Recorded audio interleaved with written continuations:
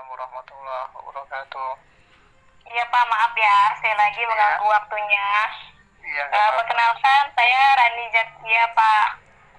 Iya, Mm-mm. Terus, eh, mau kenalan dulu kan itu namanya Farhan. Oh Pak, ya ya. Perkenalan nama dulu. Pak, tapi Bapak, maaf namanya, kenapa?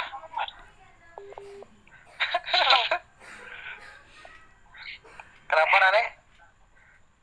Pak, Bapak namanya siapa Pak? Nani gak ngasih tahu emang. Jangan gitu dong. Udah dikasih tahu di grup. Aduh. Kan perkenalan Nama, Pak. nama Bapak Dian Iskandar. Oh, Pak Dian. Iya. Farhan kan udah ketemu, Han. Apa? Farhan kan udah ketemu. Ini yang waktu itu ke sekolah kan ya? Iya. Iya Pak. Saya sama Yunani yang sama yang ke sekolah Pak. Yang ke sekolah waktu itu 6 orang. Iya, ini beda sih kelompoknya, Pak. Ini beda lagi. Oh, beda lagi. Iya, tapi ada beberapa yang ini saya sama Farhan. Barang. Mm-mm. Yang baju merah siapa? Saya Muhammad Pak. Dipanggil Mama Tiba. Gandhi. Oke. Gaji. Pak Gaji Pak. Oh, gaji. Iya, Biasanya gaji. gua- Gaji Pak biar gampang gaji. Gaji Pak. Biar tinggal terus gaji. Biasa awal bulan itu mah. Udah kemarin. Oke, dalam pembahasannya HOTS ini saya sendiri sebenarnya agak salut juga kalian berani ngambil judul tentang HOTS karena saya sendiri memang penerapannya belum maksimal dan menurut saya HOTS ini juga buat tahapan yang masih mahasiswa mungkin karena belum terjun langsung jadi belum ngerasain gimana cara penerapan HOTS-nya itu. Ada beberapa pertanyaan mungkin yang nanti diajukan ya Bapak akan jawab sebisanya ya. Iya, Pak. Iya Kalau Pak. nanti tidak terjawab mohon dimaklum. Iya Pak. Karena mungkin dari segi materi tentang tahapan-tahapan penyampaian HOTS itu enggak semuanya kita terapkan dalam lingkungan nyata.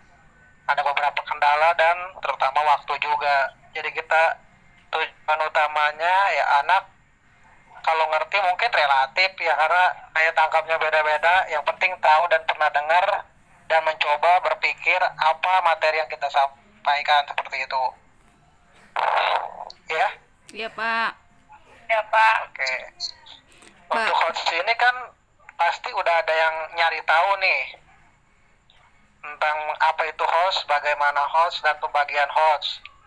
Ada kan penyampaian pembagiannya itu apa itu? Mungkin Nani udah tahu host itu apa? Ini Tahu. Nani soalnya yang paling dekat ini waktu sekolah. Kalau host kan itu dari bahasa Inggris disingkat high overthinking skill, jadi pemikiran tingkat tinggi, jadi HOTS panas gitu. Host panas bukan panas. Pemikiran tingkat tinggi, Pak. Pemikiran tingkat tinggi. Mm-mm.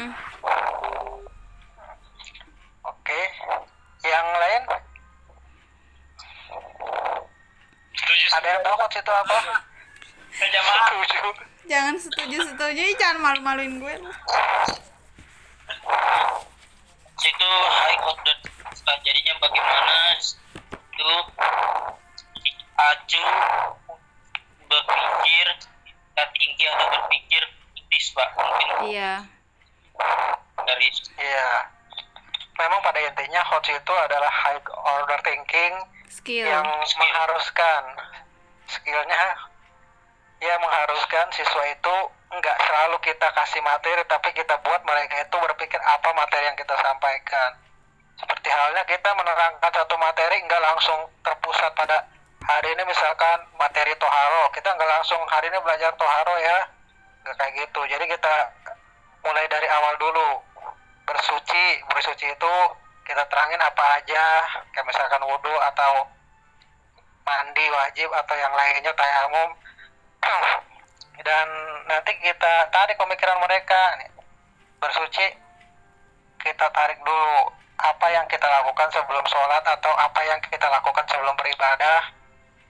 Nah mereka di situ berpikir apa ya gitu. Jadi kita memancing mereka untuk berpikir itu terlebih dahulu, baru kita jelaskan. Ketika udah ada yang menjawab, kita kumpulkan, kita apresiasi, baru kita masuk materi inti.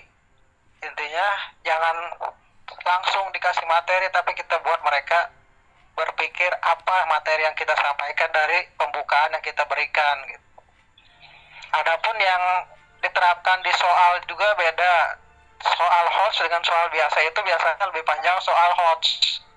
Soal tawizu kita ajak mereka berkeliling bahasa itunya, baru kita tentukan inti pertanyaan itu sendiri. Misalkan kita bertanya tentang tadi toharo, kita putar dulu. Dalam beribadah dalam Islam tentu harus diawali dengan cara bersuci.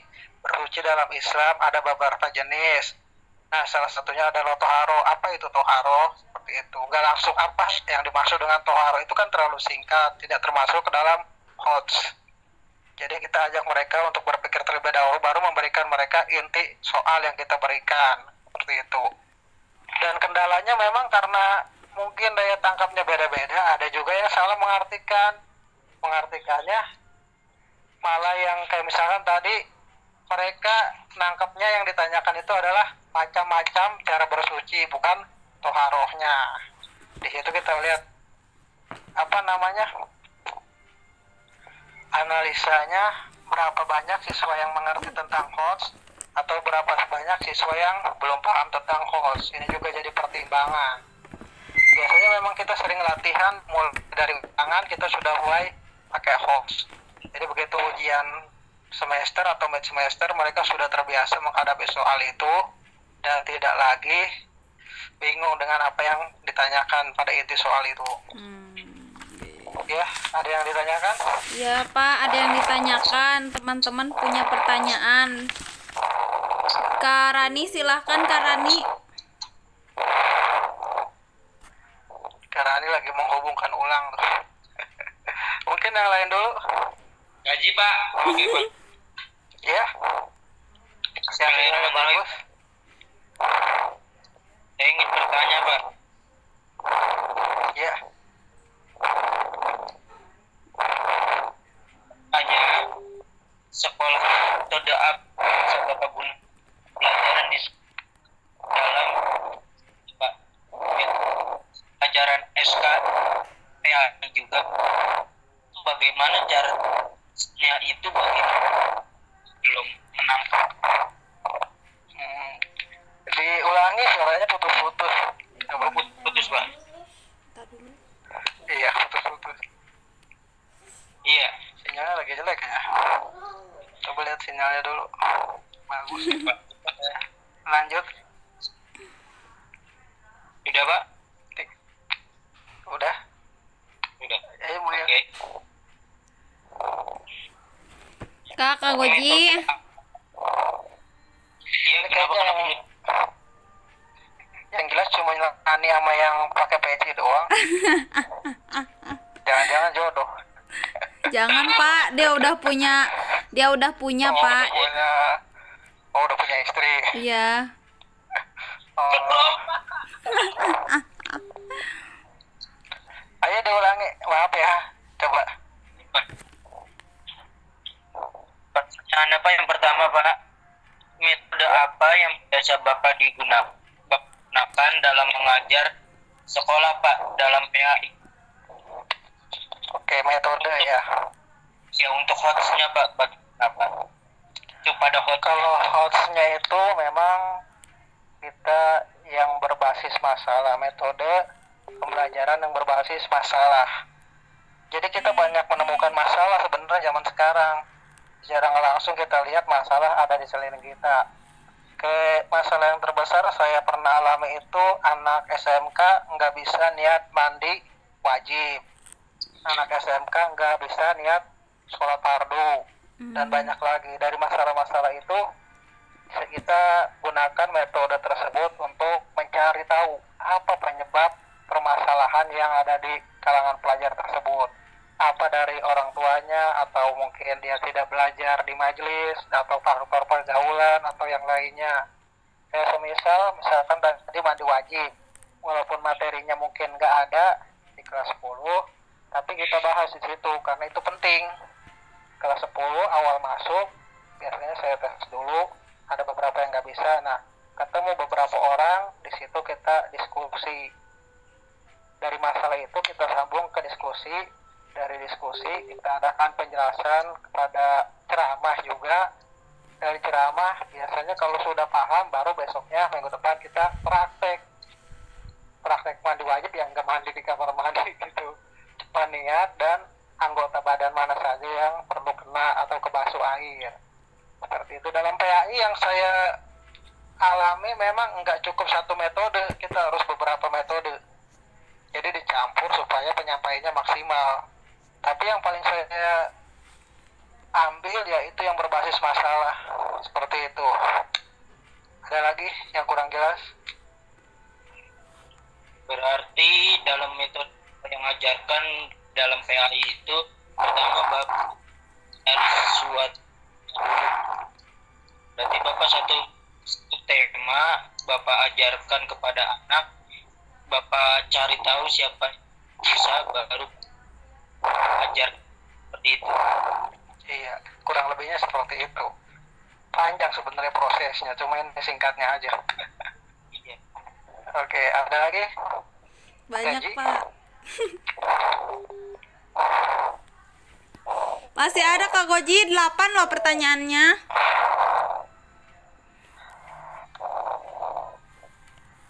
Benar, Pak. Halo? Halo Kak Goji.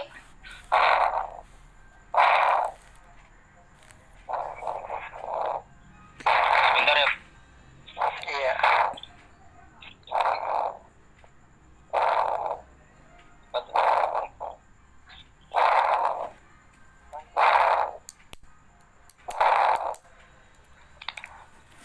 Apakah terdapat kendala dalam Bapak mengajar POTS ini, Pak, untuk meningkatkan hasil belajar pada seperti secara teknis, persiapan, dan lain?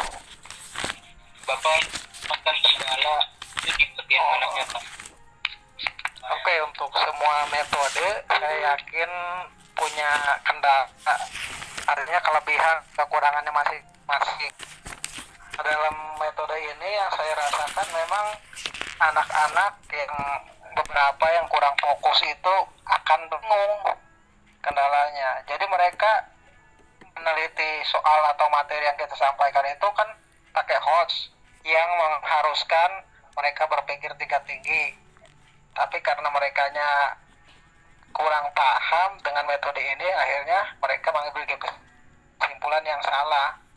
Salah satu faktornya yaitu ya tidak fokus, artinya merekanya suka ngobrol pada saat guru menjelaskan, atau mungkin bercanda, atau mungkin mereka tidak menguasai materi itu. Artinya ada juga anak yang sama sekali tidak bisa atau tidak mampu menjalankan materi yang kita sampaikan. Contohnya tadi niat mandi wajib, ada yang belum bisa sama sekali.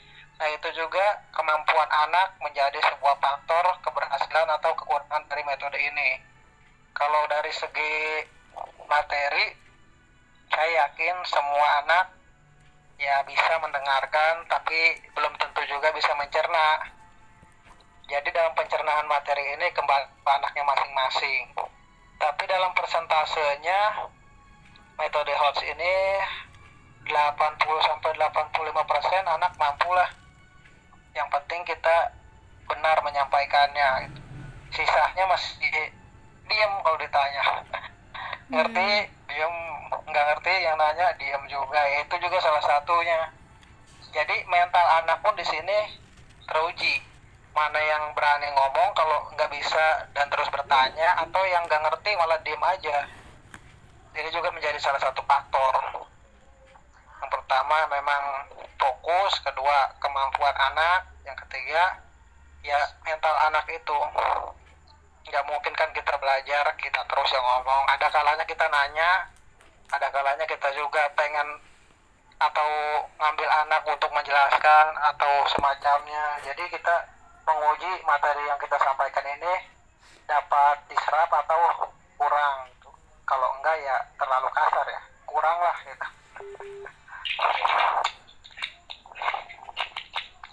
Berarti faktornya yang tadi Bapak sebutkan, yang pertama sebenarnya fokusnya anak ya Pak ya.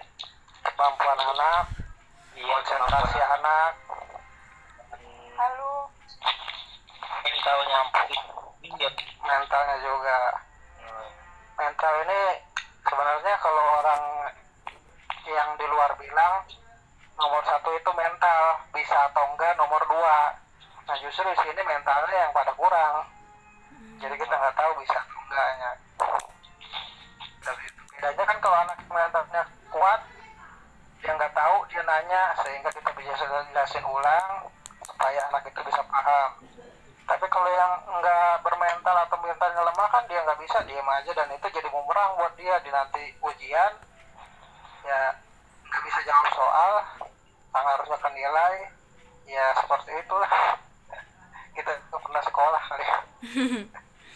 Iya Pak, betul. Pak, saya Oh iya. gimana? Jadi paling menonjol host ya kan Pak? Iya. Ada perubahannya ya. Di dalam host namanya ada baik, ya positifnya. Lebihnya ada kurangnya. Iya.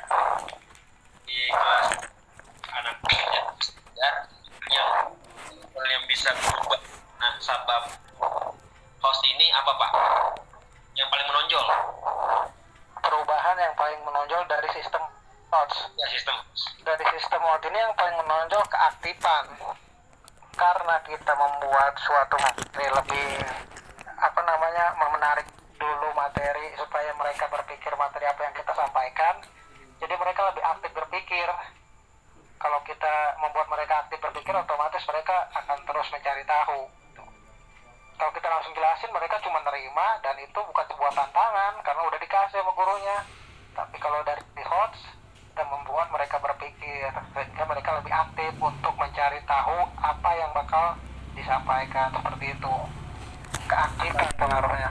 Nggak disuapin terus ya Pak ya. Ya, Kalau begitu Pak, nah, kenapa? bisa berubah. Ya.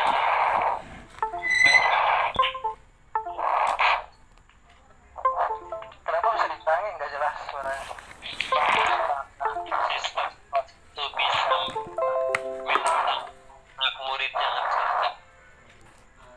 Kalau dari segi mental, kita kebetulan dari SMP saya sudah diperkenalkan dengan pendidikan pembinaan mental. Jadi pengaruh terbesar dalam pembinaan atau pembentukan mental itu pertama melalui eskul. Dalam metode HOTS kita cuma membuat mereka berpikir sehingga mereka bisa menarik kesimpulan atau mencari jawaban dari apa yang kita akan sampaikan. Kalau mental itu ya nomor 1 pembinaan mental di eskul. Seperti itu. Tapi bisa juga tergantung anaknya lah itu, tergantung medianya yang kita ajar. Iya. Kak Rani, Nah, Ya. tadi Ya Pak. Paketnya habis. Pak, biasanya Kak Goji sampai mana tadi pertanyaannya? ini suara apa sih? Nih, Suara Kak biasanya, Goji kali Pak, tuh angin. metode apa sih Pak yang Bapak pakai untuk pembelajaran PAI di sekolah? udah. Yang mana? Telat. Ya, Tanya Kak Goji makanya. Yang ke mana? gaji yang mana? Ih, Coba. yang nomor 2 sama yang nomor 4 udah, selainnya belum, baru 2 pertanyaan kita. Kata bapaknya nomor banyak 2. banget sih Oh, nomor pertanyaan. 2 sama nomor 4.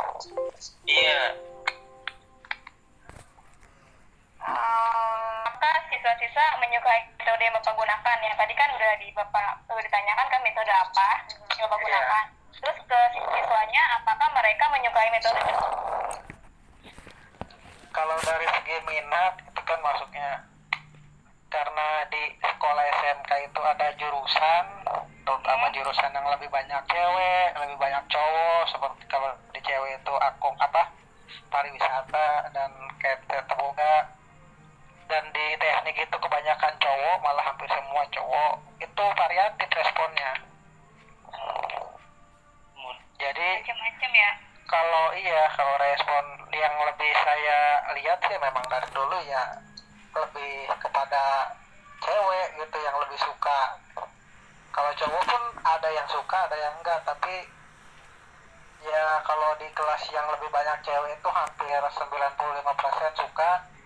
Kalau di cowok 80 sampai 85 lah. Seperti itu. Karena di cowok emang tau lah, anak teknik, anak STM. Mereka menganggap suatu pendidikan agama itu cukup di majelis. Ada beberapa yang mikir kayak gitu. Tapi banyak juga yang minatnya tinggi. Malah mereka bisa melakukan hal kayak misal nyamperin saya di waktu istirahat, atau minta saya ngajarin pelajaran tambahan, seperti itu. Jadi kalau minat atau senang, ya alhamdulillah banyak yang senang. Tapi Bapak cara mengajarkan itu juga sering pakai metode hot nggak Pak? Kalau HOTS biasanya saya PAI itu ya, terutama PAI itu ilmu praktek. Jadi semua ilmu dipelajari di PAI itu pasti praktekan.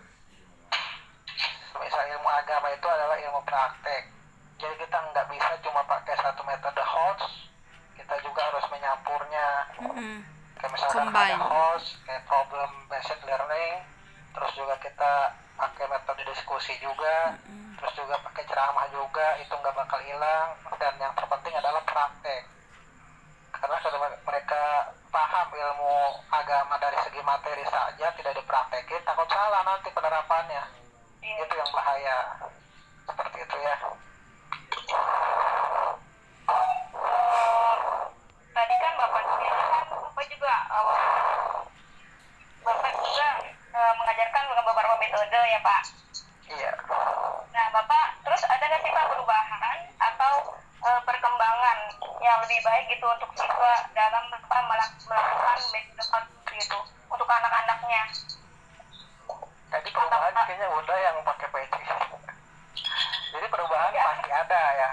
Ya kayak misalnya pakai metode hot ini anak-anak kayaknya lebih berkembang gitu, lebih baik. Nah, dampak atau pengaruh dari metode HOTS ini membuat anak lebih aktif, lebih aktif berpikir, lebih aktif mencari tahu, dan lebih aktif buat berdebat. Kayak misal, oh pemikiran saya yang ini jawabannya yang ini, oh saya enggak, pemikiran saya yang ini begini, seperti itu. Jadi dampaknya lebih pada keaktifan. Kalau dari segi pembelajaran, kalau dari segi ujian beda lagi, nggak boleh mereka diskusi kayak gitu. Mereka cukup memahami soalnya masing-masing, lalu dijawab masing-masing. Walaupun ya aktif juga memang, ada yang kayak mikir gitu, ini soalnya apa ya, soalnya aja susah apalagi jawabannya gitu. Kayak gitu. Selanjutnya Tapi Kak. Tapi Pak, dari beberapa metode yang Bapak gunakan di kelas ya, kira-kira Bapak kan sebagai guru nih bisa menilai anak-anak kan, anak-anak ini lebih suka metode apa sih, hot kah atau yang lain gitu? Anak-anak paling suka metode praktek. Praktek, lebih Jadi semangat mereka ya, Pak. bisa terjun langsung. Apalagi kalau praktek sholat mayat, pada berebut jadi mayatnya itu. Oh karena nggak melakukan praktek ya? Karena Nilainya paling gede. Oh iya. Yang jadi mayat nilainya saya kasih paling gede. Soalnya butuh keikhlasan. Oke, ada lagi? Farhan ada lagi nggak? Farhan mau nanya? udah Udah? Maaf ya Kak, maaf banget tadi. Pertanyaannya cukup nggak Kak? Karani, Ya, coba yang saya mau nanya. enggak, pertanyaannya udah dijawab, udah ditanyakan semua belum?